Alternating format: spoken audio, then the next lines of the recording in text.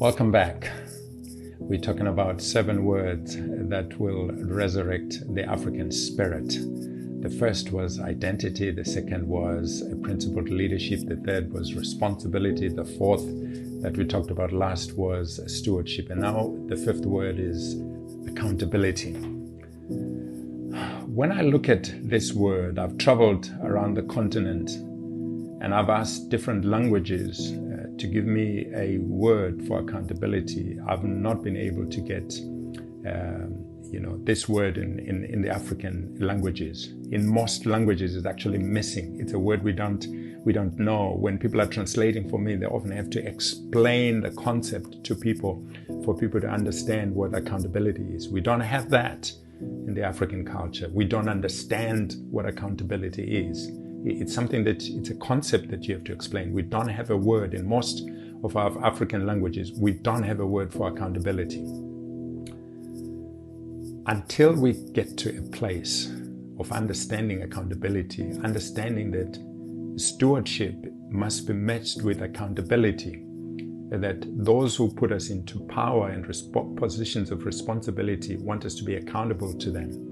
Until we understand that elections, for instance, are a form of accountability where you're going back to the people and saying, you gave me this power and this is what I've done with the authority and the power that you gave me.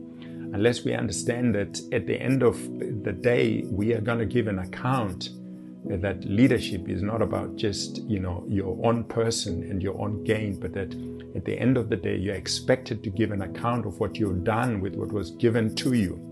Until we come to that place of understanding, Africa will always be behind.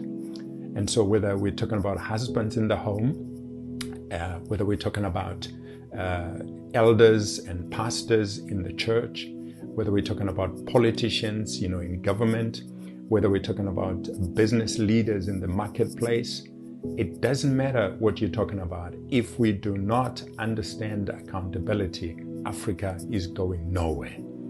And so I challenge you to think on this point. How accountable are you? Do you understand the principle of accountability? Or are we still settled with the chieftainship mentality that the chief is not asked?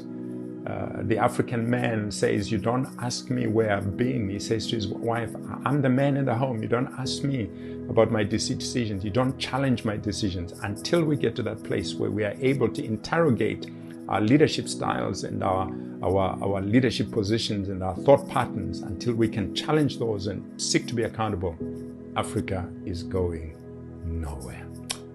Ngwiza Mnkandla, the Lord bless you. See you next time.